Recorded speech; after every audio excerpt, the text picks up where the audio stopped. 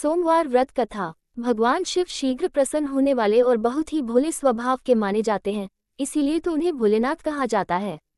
माना जाता है कि शिव जी को प्रसन्न करने और उनकी कृपा पाने के लिए किसी कठिन अनुष्ठान की आवश्यकता नहीं होती है, वो अपने भक्त की सच्ची श्रद्धा से की गई आराधना से खुश हो जाते हैं। सोमवार का व्रत रखने व इस दिन से जुड़ी कथा का पाठ करने से जातक के घोर संकट भी कट जाते हैं। बहुत समय पहले की बात है, किसी नगर में एक साहूकार रहता था। उसका घर धन धान्य व सभी सुख सुविधाओं से भरा हुआ था, बस कमी थी तो एक संतान थी। संतान पाने के लिए साहूकार हर सोमवार को उपवास रखता था और शिव मंदिर जाकर पूरी आस्था से शिव पार्वती की पूजा अर्चना करता था। उसकी अटूट भक्ति से मां पार्वती प्रसन्न हुई और भगवान शिव से निवेदन करने लगी, हे स्वामी, आप तो अपने भक्त की पुकार शीघ्र सुन लेते हैं, कृपया साहूकार पर भी दया करें और उसकी मनोकामना पूर्ण करें। माता पार्वती की विनती सुनकर भगवान शिव कहने लगे, हे देवी, हर प्राणी को अपने अच्छे बुरे दोनों कर्मों का फल भोगना ही पड़ता है, यही इस संसार की रीत है। ये सुनकर पार्वती जी साहूकार की मनोकामना पूर्ण करने के लिए शिव जी से हठ करने लगी। बहुत समझाने पर भी जब माता पार्वती न मानी, तो शंकर भगवान ने साहूकार को संतान प्राप्ति का वरदान दिया, किंतु उन्होंने कहा कि ये बालक अल्पायु होगा और मात्र 12 वर्ष तक ही जीवित रह सकेगा।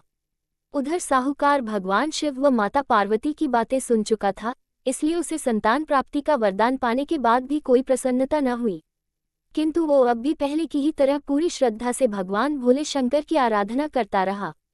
वरदान पाने की कुछ ही समय बाद साहूकार की पत्नी गर्भवती हुई और 9 महीने बाद एक सुंदर बालक को जन्म दिया। जब बालक 11 वर्ष का हुआ तो साहूकार ने उसके मामा को बुलाकर कहा कि इसे काशी पढ़ने के लिए ले जाओ, तुम लोग रास्ते में यज्ञ व दान पुण्य करते हुए जाना। ये कहकर साहूकार ने उन्हें खूब धन देकर विदा किया।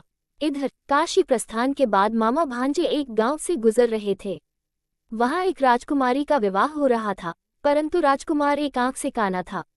तभी वर के पिता ने साहूकार के बेटे को देखा और उसके मामा से कहा, तुम अपना भांजा कुछ समय के लिए हमें दे दो, विवाह संपन्न हो जाए उसके बाद ले जाना।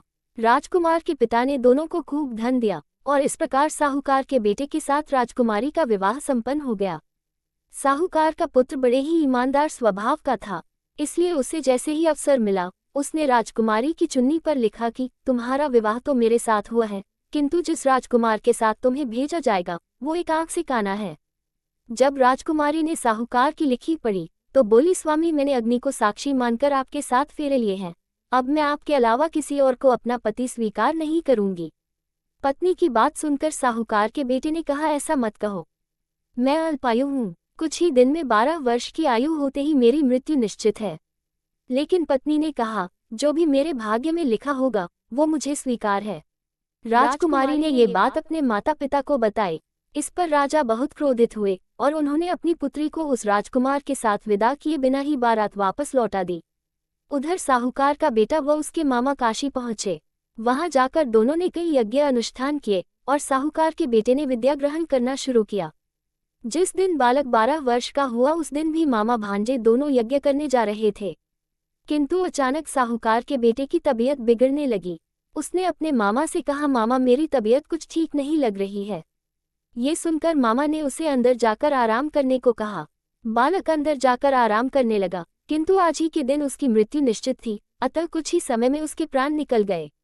भांजे की मृत्यु होने पर मामा विलाप करने लगे। संयोगवश उसी समय भोलेनाथ व पार्वती जी उसी रास्ते से जा रहे थे। माता पार्वती ने शिव जी से कहा, हे स्वामी, ये करुण स्वर किस ओर से आ रहा है, मुझसे ये सहन नहीं हो रहा है, कृपया आप इस व्यक्ति के कष्टों का निवारण करें।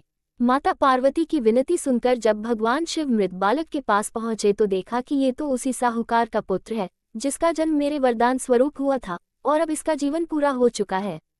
माता पार्वती दुखी होकर कहने लगी कि हे प्रभु, इस बालक को मृत देखकर इसके माता पिता वियोग में अपने प्राण त्याग देंगे, इसलिए कृपया आप मेरी विनती सुने और इस बालक को जीवनदान दें। पार्वती जी के निवेदन पर भोलेनाथ ने उस बालक को जीवनदान का वरदान दिया। शंकर जी के आशीर्वाद स्वरूप बालक फिर से जीवित हो गया। उसने अपनी शिक्षा पूरी की और अपने मामा के साथ नगर लौट पड़ा। दोनों चलते चलते उस नगर में पहुंचे जहां राजकुमारी के साथ बालक का विवाह हुआ था। वहां पहुंचकर उन्होंने एक यज्ञ का आयोजन किया जिसमें उस नगर के राजा यानी राजकुमारी के पिता भी शामिल हुए उन्होंने साहूकार के बेटे को देखते ही पहचान लिया और महल में ले जाकर उसका खूब आदर सत्कार किया। इसके बाद राजा ने अपनी पुत्री को बालक के साथ विदा कर दिया। इधर साहूकार पति पत्नी कई दिनों से भूखे प्यासे रहकर बेटे के वापस आने की राह देख रहे थे। उन्होंने निश्चय किया था कि यदि उनके बेटे की मृत्यु हो जाएगी तो वो भी प्राण त्याग देंगे। लेकिन उसी रात भगवान भोलेनाथ साहूकार के सपने में आए और कहा, हे साहूकार, मैंने तेरे सोमवार के व्रत करने और व्रत कथा सुनने से प्रसन्न होकर तेरे पुत्र को पुनः जीवनदान दे दिया है। बेटे के जीवित होने का समाचार पाकर दंपत्ति बहुत खुश हुए और भगवान शिव पार्वती को बारंबार प्रणाम किया।